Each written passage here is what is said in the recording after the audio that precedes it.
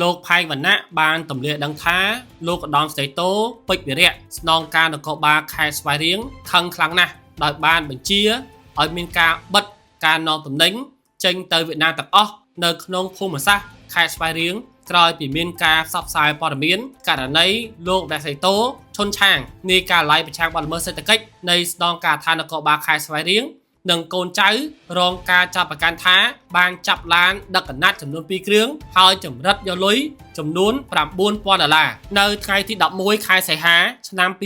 2026នេះតាមបណ្ដាញសង្គម Facebook ផ្លូវការលោកផៃវណ្ណៈបានសរសេរថាមហាជនឆ្ងល់សួរថាហេតុអ្វីបានស្នងការឋាននគរបាលខេត្តស្វាយរៀងមិនចេញសេចក្តីបំភ្លឺពាក់ព័ន្ធទង្វើរបស់លោកអ្នកស្រីតូឈុនឆាងនិងកូនចៅដែលរងការប្តឹងចាប់ប្រកាន់ថាចាប់រថយន្តដឹកកណាត់ចម្រិតយកលុយ$9,000ផ្ទុយទៅវិញអ្នករ៉ូស៊ីនាំទំនិញឆ្លងដែនទៅវៀតណាមបានខ្សឹបប្រាប់ថាលោកស្នងការខេត្តស្វាយរៀងខឹងនឹងអ្នកប្តឹងខ្លាំងណាស់ហើយបានបញ្ជាឲ្យបិទការនាំទំនិញចេញទៅវៀតណាមទាំងអស់ក្នុងភូមិសាស្ត្រខេត្តស្វាយរៀងលោកផៃវណ្ណៈបានសរសេរទៅថាបើជាការពិតមែនស្នងការសម័យនេះមានអំណាចសាហាវសាហាវណាស់ឥឡូវមានតែរងចាំស្នងការខេត្តស្វាយរៀងបំភ្លឺទេតើមានករណីចាប់ឡានដឹកកណាត់ចម្រិតយកលុយមែនឬអត់ឬវីដេអូដែលចែកចាយលើបណ្ដាញសង្គម Facebook ជាវីដេអូ AI តើមានការបិទការនាំទំនិញទៅវៀតណាមមែនអត់រឿងរ៉ាវរបស់លោកឈុនឆាងនិងកូនចៅដែលរងពាក្យបណ្ដឹងពីស្ត្រីរងគ្រោះឈ្មោះថាសុករ៉ាដែលបានដាក់ពាក្យបណ្ដឹងរួចហើយគ្រប់ជូនព្រះរាជអាជ្ញានៃឯកការអមសានដំបងខេត្តស្វាយរៀងនឹងបានប្តឹងទៅអគ្គស្នងការនគរបាលជាតិបទល្មើសកំហែងយកចម្រិតទារប្រាក់ចំនួន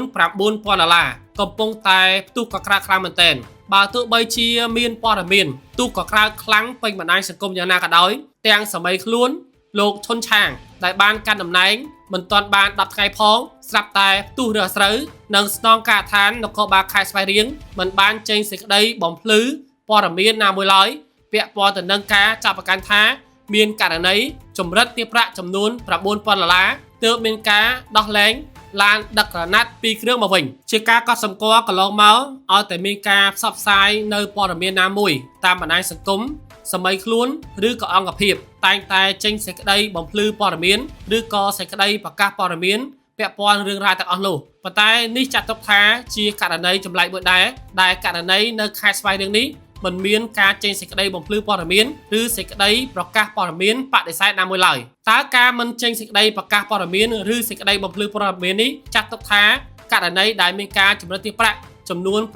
$9,000នេះគឺជារឿងពិតដែរទេការពិតឬមិនពិតទុកឲ្យថ្នាក់ដឹកនាំស្វែងរកការពិតទៅចោះដោយសារតែជនរងគ្រោះបានដាក់ពាក្យបណ្ដឹងរួចហើយប្តឹងលោកឈុនឆាងនិងបកពួកដើម្បីស្វែងរកយុត្តិធម៌សម្រាប់ខ្លួនឯងនិងទាមទារប្រាក់ចំនួន$9,000មកវិញបើទោះបីជាមានការផ្សព្វផ្សាយផ្ទុះពេញបណ្ដាញសង្គម